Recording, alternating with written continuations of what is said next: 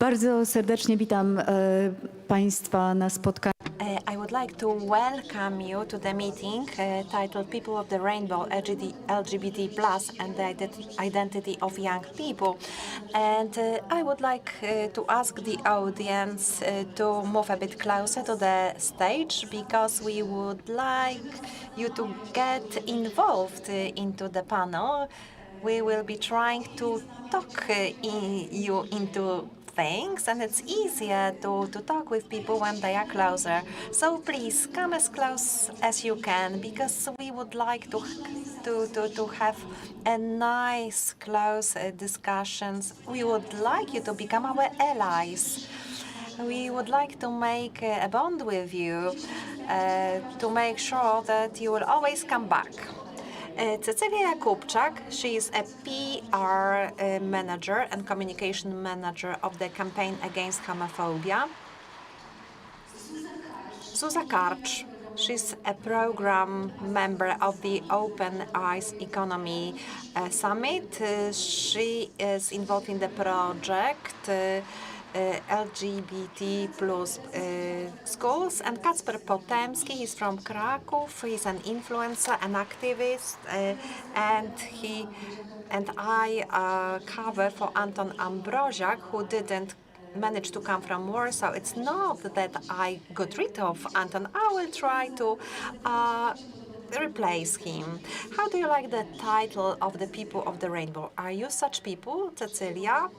Whether I like the title? Yes, I do, because I like rainbow very much, and it only provides me with very positive associations.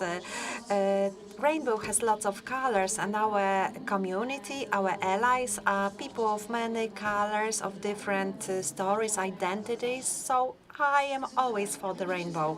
Zuza, how come you have been involved into the matters of LGBT plus people? How come you have become a person of the rainbow and that you are involved in this ranking of all these LGBT plus schools? I am a human being.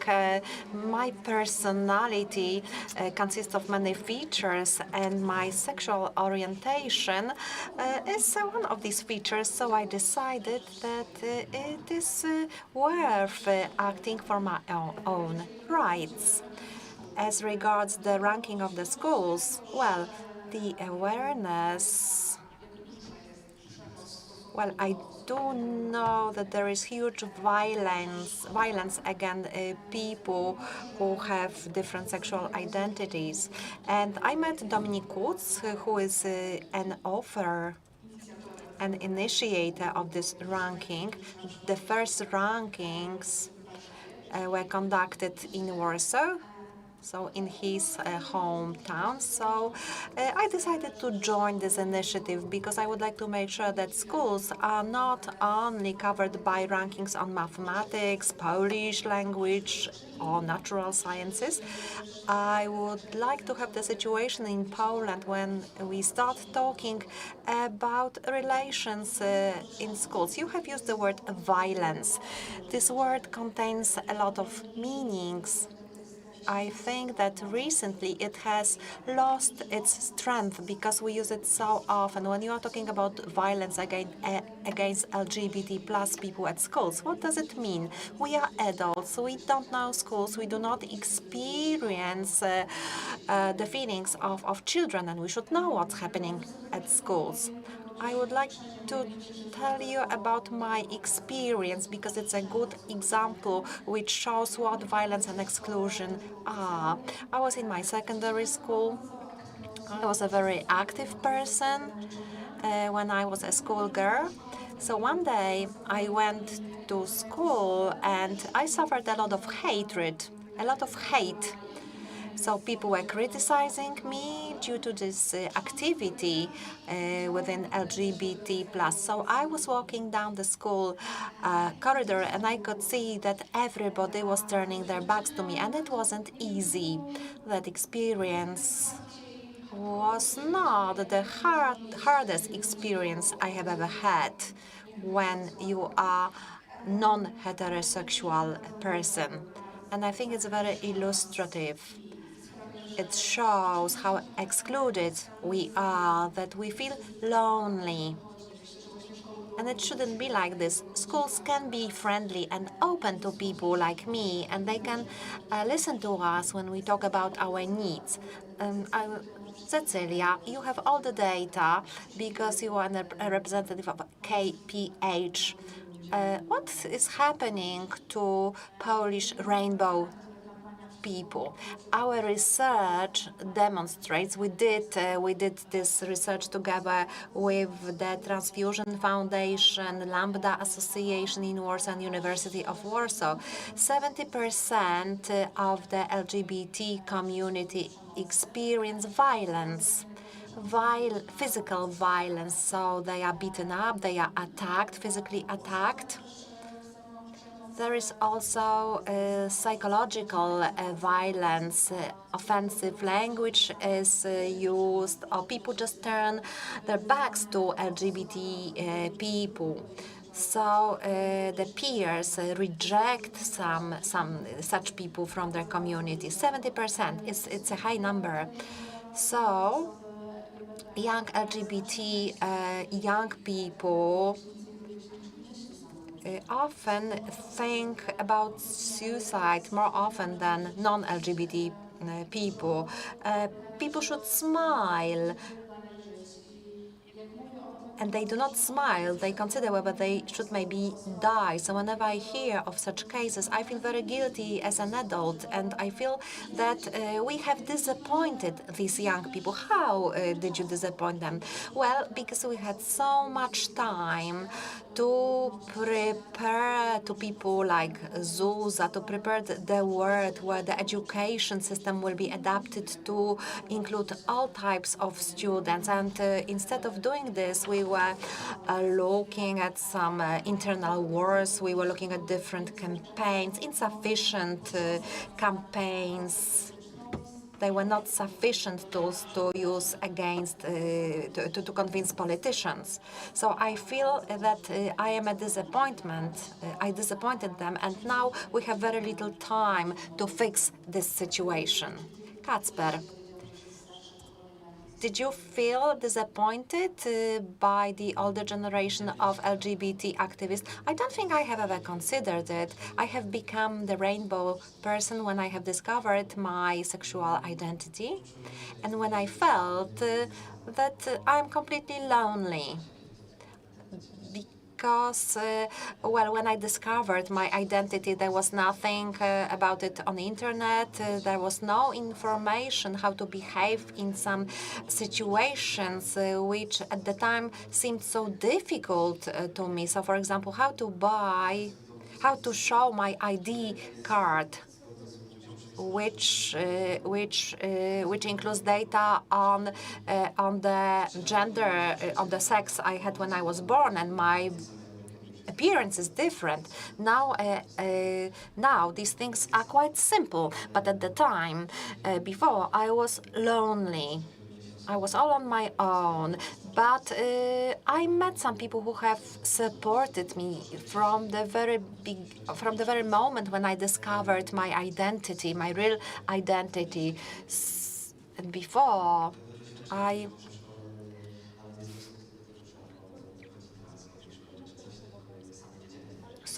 didn't know at the time that I was transgender. But when I found out that I was transgender, I was on my own. And now I just want to be someone who could be useful to this little Kacper who just discovered his sexual identity. And I just want to help him with his life, his life. It struck me what you said about discovering your psychosexual identity, that you felt as if you were completely alone in the world. It is repeated by binary people, non-heteronormative people.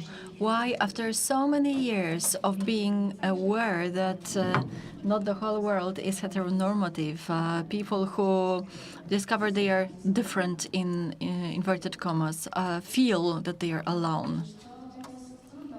Cecylia, over to you. That's a difficult question. Or the question to Zuza and Kacper, why they feel like that. But we should pay attention to the fact that the privileges we have are transparent, and we think that everybody have equal access to information, that the internet is available and accessible everywhere. And sometimes you really have to climb the highest mountain to get the internet signal and to be able to reach the information you need. But that's not so simple, because the paths that the internet can lead us can provide assistance or not necessarily. Kacper is one of the persons of the within the Hands Reach campaign, where our campaign collected information for young people, where they can get psychological support, talk to people about what they experience, what they come through, and where they can meet a support group. But the post may be invisible, or but instead an advertisement of an organization with homophobic stance can be displayed. They can have access only to the public television. They can hear they are not humans, but only ideology. So the loneliness is increasing. The question to Zuzanna and Kacper: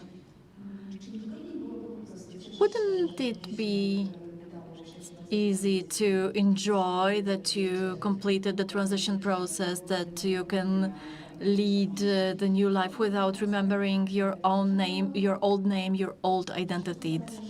Why have you decided to do something for others, and what price do you pay?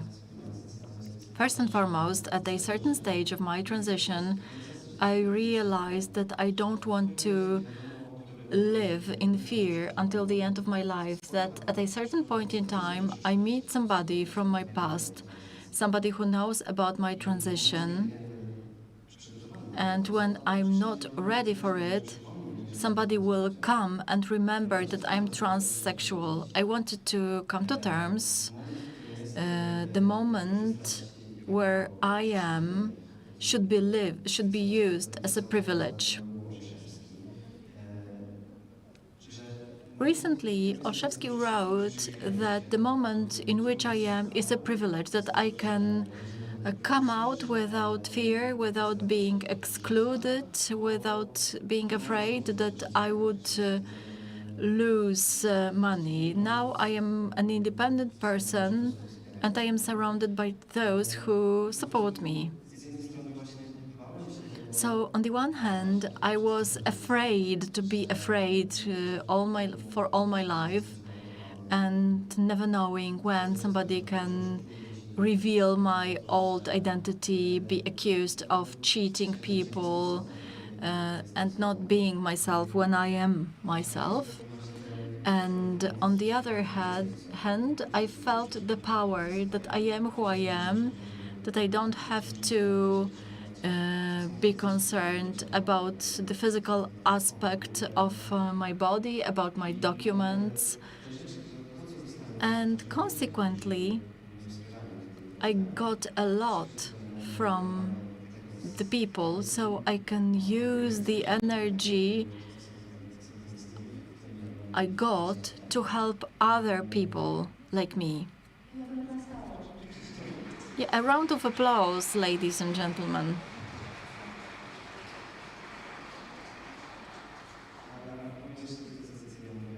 Referring to what Cecylia mentioned, the allies, as we call them, don't realize how important they are, because this is not the internet which reaches them first. This is the teacher, the tutor, dance trainer, or colleague. These are the people, these are the allies who should notice the minor things, that the person is not heterosexual, and never persuade them to come out, but to show you are safe with me, these are the first contact persons. Even me, I can tell that a person at the queue may not feel okay. This is the everyday sensitivity which we need from our allies. Because the internet is extremely important, our posts can reach such allies.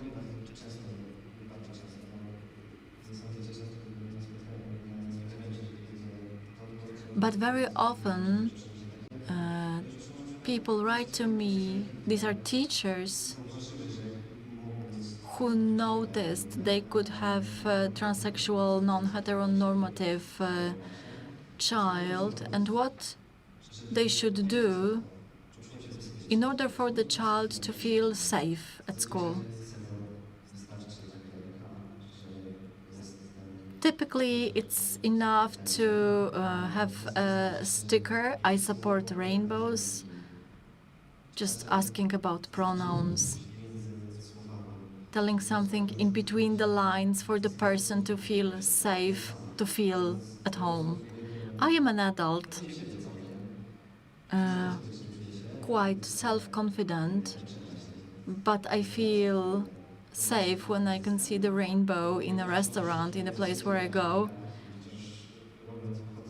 Because whenever I go out or go to a doctor, I need to take into account if this is a trans-friendly place. Zuzanna, how do you teach people how to create the safe space? It's a serious word to say I teach. As an activist, you do teach. Whenever I talk to you, I feel that you always show what it should be like and how to behave. During our first meeting, you said, I'm not Zuzia, I'm Zuza. And immediately I knew how to call you.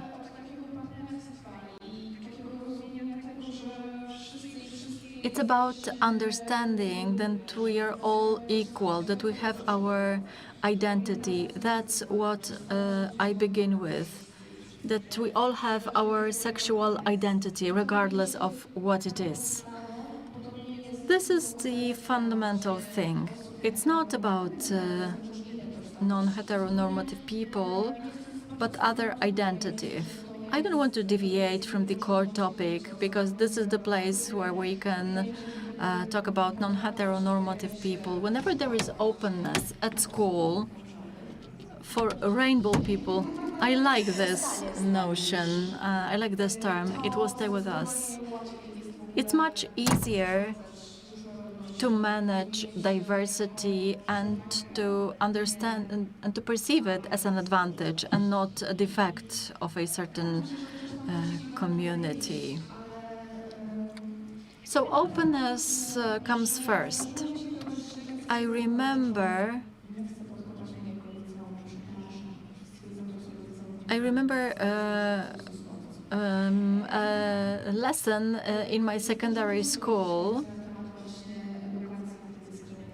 It was a lesson about anti-discrimination, and the word gender was used. It's really possible to talk about the issues that seem difficult for the government, and this is an everyday thing, because everybody has their identity. The very fact that I decided to make a coming out was quite early. I knew that I was not heterosexual when I was, so I decided to make coming out. I was 12 then. I pay attention to non-heteronormative celebrities. It gave some self-confidence to the people I know, that they were not alone. It was like a breakthrough. Although in primary or secondary school that was not so obvious, later on many people approached me and said, hey, I have nobody to talk to about it, so I'm coming to you. I was really taken aback, and I didn't really know what made them trust me, but I realized they needed it.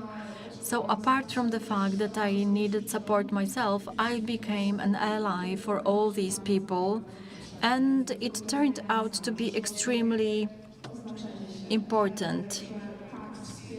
So labeling and saying, yes, I do support you, I'm there for you, is necessary, because you never know when you can find a person who really needs you, who needs to approach you, confess what they worry about, what they are thinking about, and who really need the person.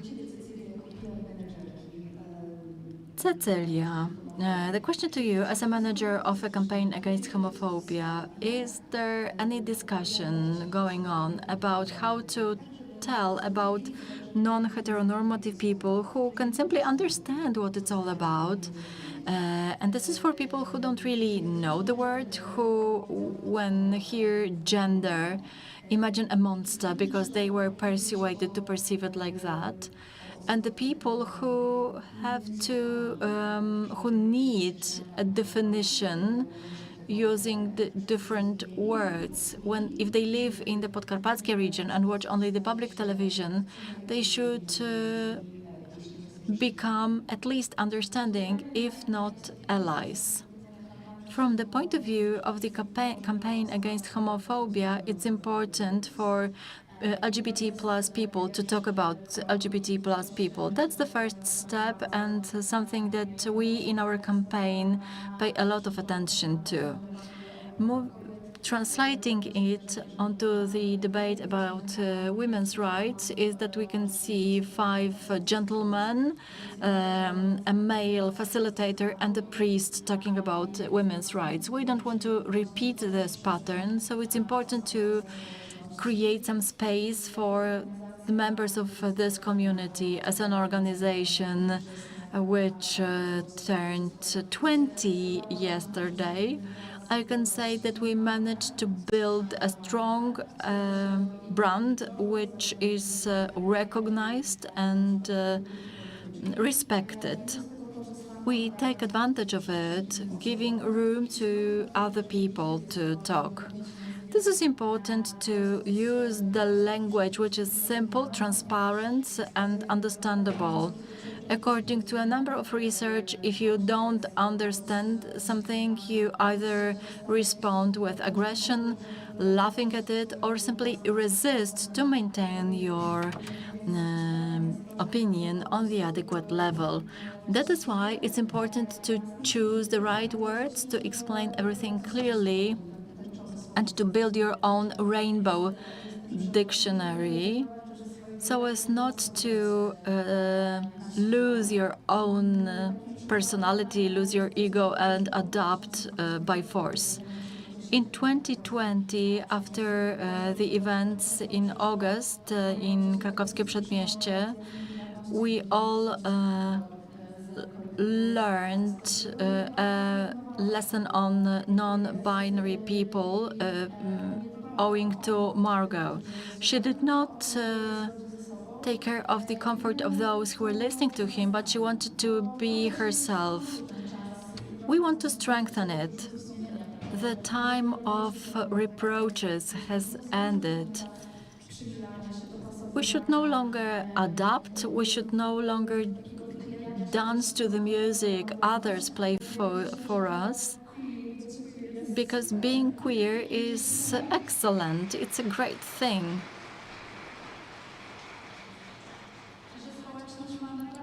I suppose the community has a lot to offer for others if you talk openly and you use your own language and are open to dialogue, not confrontation. Sometimes it requires determining the border. We have to respect our dignity, and if you want to say no, we are allowed to use rude words, because authenticity and living in accordance with your personality will help us win. Freedom means not giving yourself up. In the context of all problems related to climate, there is not enough time, so let's play with the rainbow and with being queer.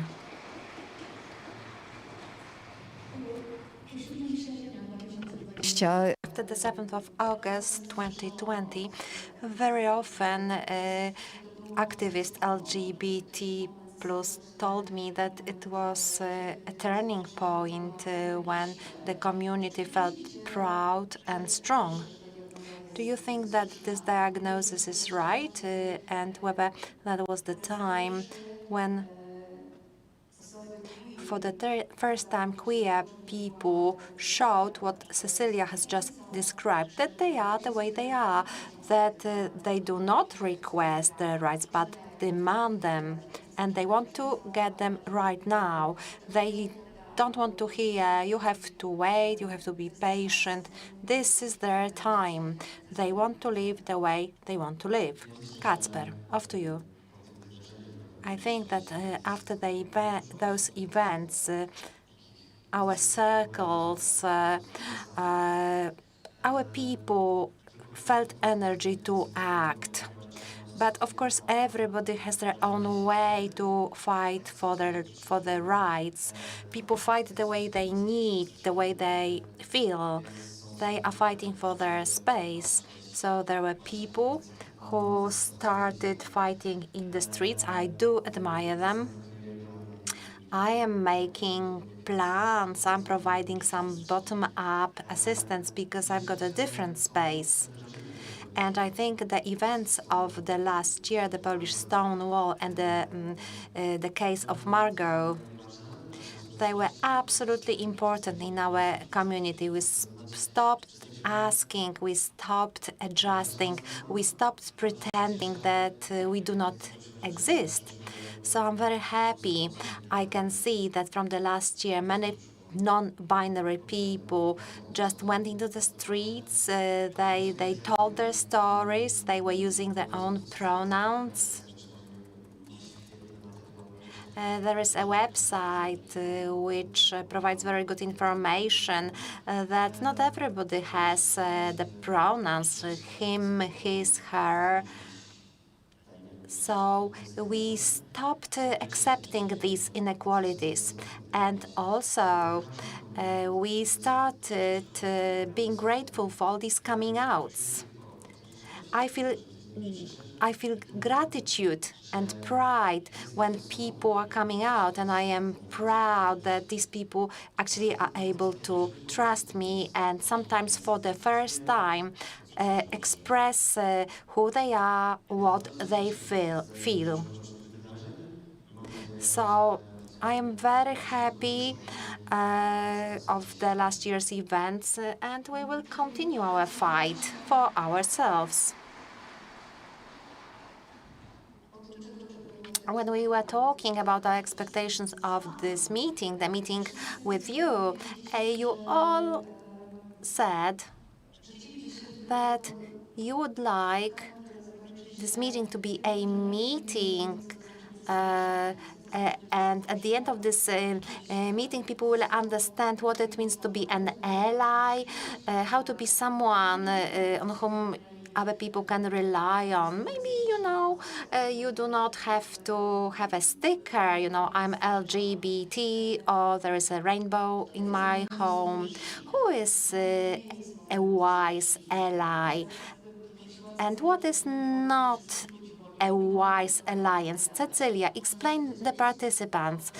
Maybe let's share this discussion with Zuzanna. We've got 16 minutes.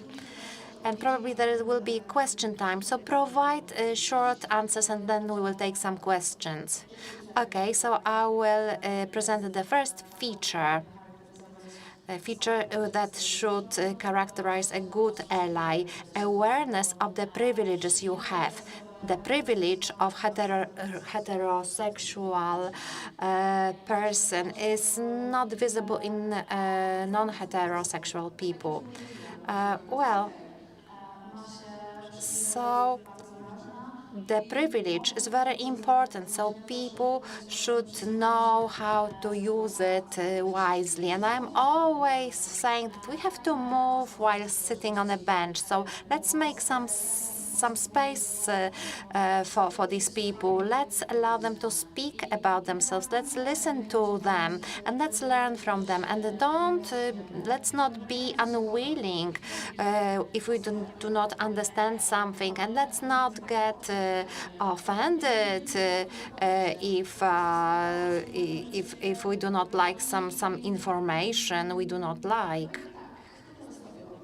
Okay, Zuza, off to you. I wouldn't like to list all the features. Well, now I've got a problem. Yesterday, I was at the meeting with Mayor Rafał Trzaskowski, and my favorite motto of the president of Poland is "I am learning all the time," and we shouldn't laugh at it because it's very important in the context of alliance. We can always learn something new, and I'm sure that knowledge gives power, gives us power to act efficiently. So let's remember that we can always learn a lot from these people. We can learn the culture too. Today I'm wearing socks from San Francisco. Castro is the place I visited only once, but once I went there, I took a friend for a tour and I was showing to him or to her that this is our culture. So I wanted to broaden my friends' horizons, so it's worth reading about heteronormative people. They are very inspiring, and you can have really fun with them. Listening. I think that listening is most important. Listening to any minority, listening to anyone who comes to us, wants to tell us about their feelings, their story. Because it doesn't have to be heteronormative person, it can be our heterosexual friend. Maybe this will be someone who just had a surgery and is afraid of the scars. So let's listen to other people and let's give space to someone's emotions. And it's super valid, it's super important when you meet somewhere in the middle and you listen to each other. And who is a false ally, fake ally? Sometimes I follow Twitter and I can see some battles. People who are allies, who think they are allies, all of a sudden hear that you are not our ally. We don't want allies like you. Well, allies, these are people who speak for us, people who try to explain to us how we feel, how we should feel in this situation. These are the people who do not understand that that you have the right to marry someone you love if you are hetero, but if you are like us, we have no such right. So people do not realize their privileges and people do not listen. And sometimes they speak in public about our feelings. So these are false allies. So if somebody wants to speak on transgender issues, you should have transgender person to talk about this.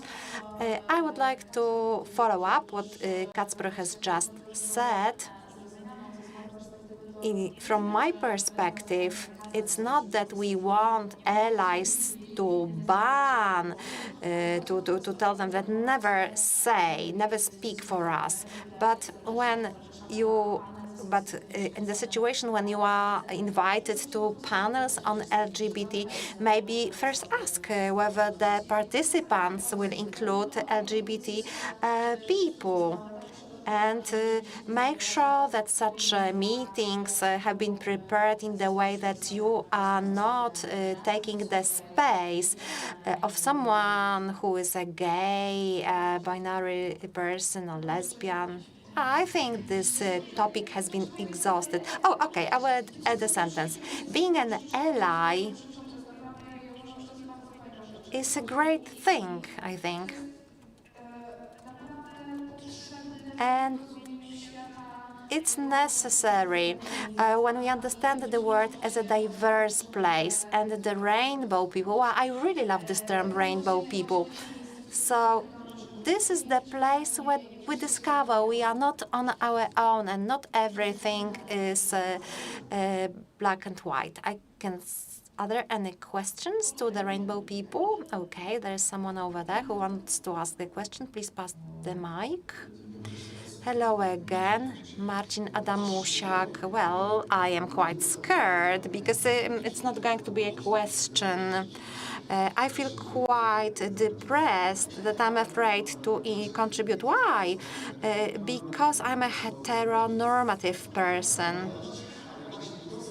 This word, normative, this is the word I would like to address. Very often, as the normative person, as the person who believes in logics and mathematics, this is my religion, maths. So I would like to talk about normativity in the context of mathematics. So I would like to look at the average. In this room, each one of us has their own sexual orientation. Everybody is different. Every fingerprint is different, and our sexualities are different. Normativity, well, in different countries, it looks differently. It can depend on culture.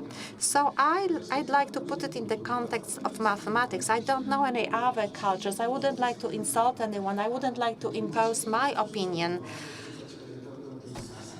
That's why I would like to include mathematics. Everybody is different. On the left, on the right, there is something, but in the middle, you can find something, but there are no purely normative people. It's a mathematical formula. Just like in the mathematics, we say there is the number of large numbers. Okay, so maybe the answer, the response, because we have only 8 minutes left.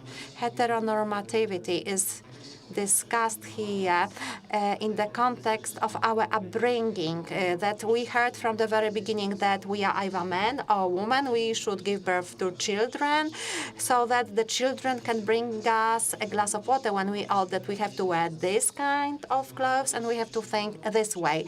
This is normativity. These are the norms we are brought up in, and everybody's upbringing was different because parents have different approaches.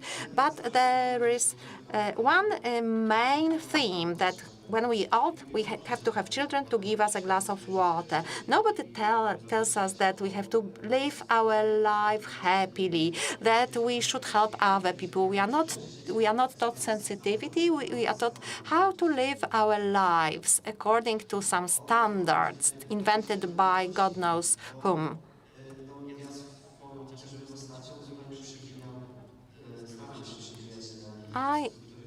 I'm trying to overcome the structures that have been imposed. I was discovering the word as a lesbian, and now I'm a man who has noticed a piece of paper on the floor, and I can put it to a dustbin. And my brother cannot do this. We were brought by the same parents, but he was brought up differently.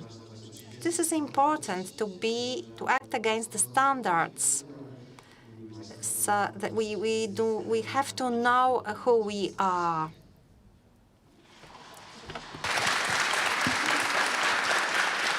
Bardzo proszę. Wojtek, an ally from Białystok. I don't have a question either. I'm sorry. So a short statement, please. It's not a statement. It's rather a message, an announcement. I'm from Białystok. I'm an ally, and I wanted to tell you that despite of the events, I'm the veteran of the march in Białystok, and the march will take place on the 9th of October in Białystok. Oh, we were waiting for this date. Thank you for this information. So the announcement is we are not afraid. There will be more of us than than previously. And the question is, will you come? Because we need support.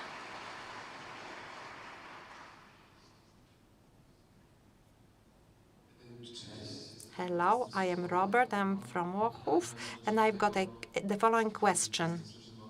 We often hear, I will sit down, maybe not.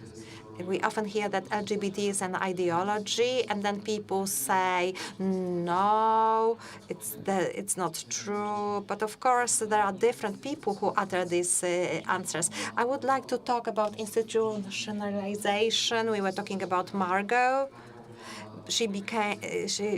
Then there was a flagship organization that promoted the community. So there's a question. Do you think that such organizations are necessary? Do we need them? Organizations that are institutions? Because on the other hand, we've got a Gay Against the World. It's in the public TV. So should this be dispersed? Should everyone do what they want to do, what they can? But then the allies will be confused in such situation. Rzeczywiście jest tak, że It's true that when we are talking about minority groups, an individual from the specific community is perceived by majority as someone who reflects everyone else from this group. So you have to be aware of this. We have to be aware of this. I really like the idea that there are different, both formalized and informalized organizations. I am for individual actions. I would like to refer to Kacper because I think that all of us have different moments in our life, and in specific time we can undertake some actions. Sometimes we can operate for 24 hours, and sometimes there are times that we cannot do anything at all. And because there are different forms of institutions and groups, we can choose. And we can be activists in specific ways.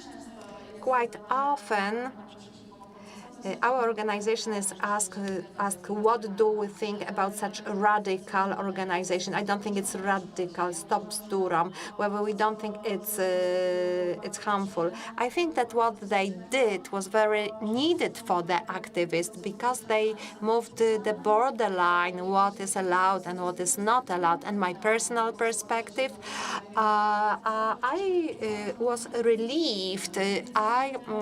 I felt that I have more space, that I can do more. And to me, personally, it was great. But from the perspective of other activists and organizations,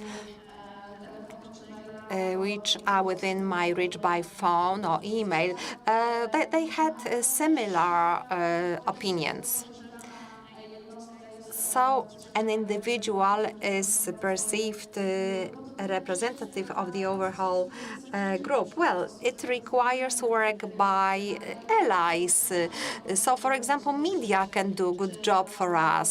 So we should cooperate with papers, with television stations. We can remind stations that it's not only about inviting Robert Biedroń to comment on LGBT groups. You can promote invitation of such people as Zuza and Kacper because they are very close to the real life of LGBT people.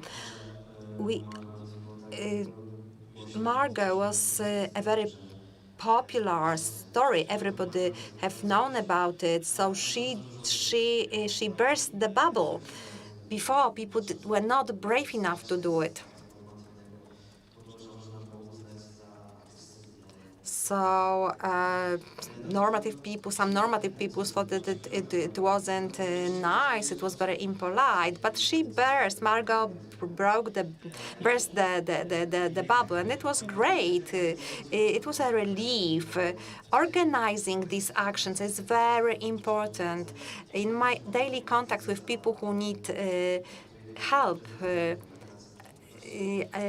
this organization, Federation Znaki Równości, has lawyers. Our lawyers help people. Now, a dozen or so people who want to change, who want to establish officially their identity. If I would like to have to submit such a case, file such a case in the court, it would cost about 5,000 zlotys. So together, under the collective work, we are also raising money for binders. It's help for non-binary people, transgender people. We are collecting money to buy as many pieces of equipment as possible. This equipment should help such people. If you have some time, find the Euphoria website. Zuza? Everybody's asking us to close. Yes, please come to the end. Go to the end. I would like to summarize it because I was in the I studied maths in the secondary school, so statistics, probability, and logics. Well, we have to help such people. The truth is, non-heteronormative people are in each class, school, one or two persons in one class at school are non-heteronormative people. This is the study by the Campaign Against Homophobia. So we have to remember these sad statistics. Hopefully we will change it in the next few years, and let's fight for such changes. If I may, I will ignore this text. Please finish. In my phone, I always have a picture of a small boy who is the son of two girls. I know this boy when he was a baby in one of the girls, the mother's tummy. They got married in Denmark, and I went to Świętokrzyskie region, and there was a discussion on the public TV on gender, LGBT, and then I showed this picture and the videos. Now this boy is almost 3 years old. So my family from Świętokrzyskie said, "Oh my God, he's such a cute baby. They love him so much. It's wonderful." So I hope that these are the small gestures, by showing such pictures, by showing real evidence. I feel that I am this baby's aunt, and my family just saw that this is simply a baby. Thank you, Cecylia, Zuza, and Kacper. The people of the rainbow.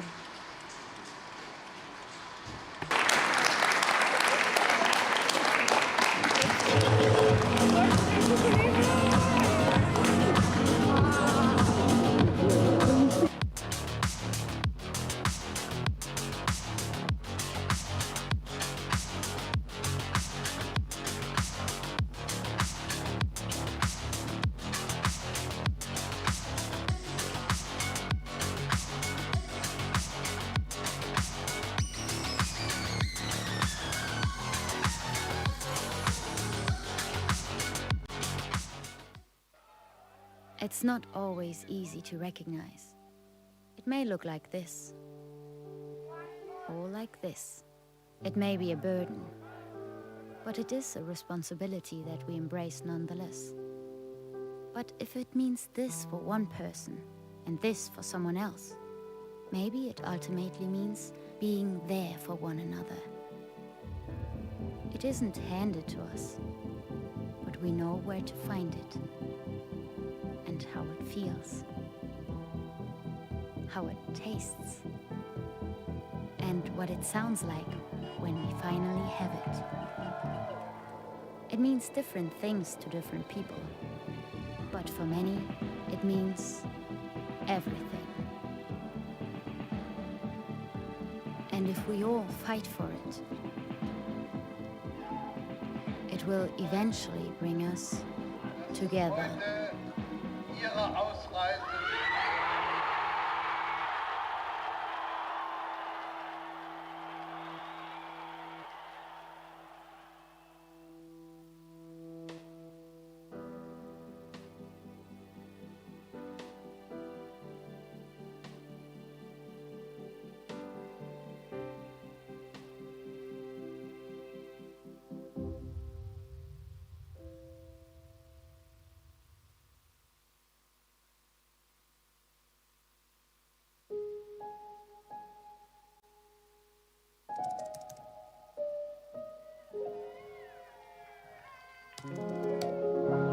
Now warning, flight 1215.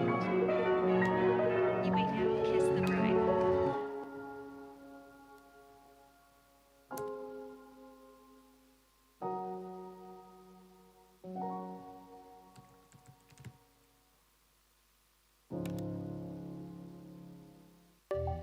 Work is different now. We're commuting less, virtually meeting more. Separating work life and life can feel challenging. It's easy to forget that to thrive at work, we need to take care of ourselves. Microsoft Viva Insights offers new experiences to balance productivity and well-being. Personal insights help you stay at your best and most productive. Add structure to your remote workday by opting for a virtual commute, carving out time to have a productive start in the morning and mindfully disconnect in the evening. Protect time before your calendar fills up for focused work, coaching, and learning. Take regular mental breaks with Headspace, tapping into dedicated moments of mindfulness. Use emotional check-ins to tune into your day-to-day mindset and well-being. Strengthen team bonds with Stay Connected experiences that prompt you to praise collaborators, schedule one-on-ones, and follow up on pending commitments and outstanding tasks. Insights for managers and leaders offer windows into how work happens and the impact on employee well-being. Identify where teams may be isolated and take action to break down silos. Quickly discover opportunities to prevent burnout, promote coaching and development, and boost engagement. You and your team's well-being is important, especially in times of change. Taking care of one another allows you to thrive and your organization to build resilience. Experience how new well-being insights in Viva can help.